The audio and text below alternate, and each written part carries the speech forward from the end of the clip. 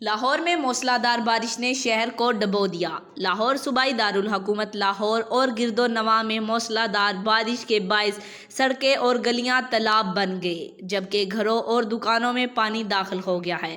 تفصیلات کے مطابق لاہور سمیت پنجاب کے مختلف علاقوں میں موسلادھار بارش کے باعث نشیبی علاقے زیر آب آ گئے۔ جوہر ٹاؤن، گلبرگ، غازی روڈ، لکشمی چوک اور تاج پورہ میں تیز بارش ہوئی ہے۔ گلشن راوی میں سب سے زیادہ 173 اور جوہر ٹاؤن میں 156، نشتر ٹاؤن میں 151، اقبال ٹاؤن میں 106، جوہر ٹاؤن میں 156 اور کرتبہ چوک میں 126 میں ملی لیٹر بارش ریکارڈ کی گئی۔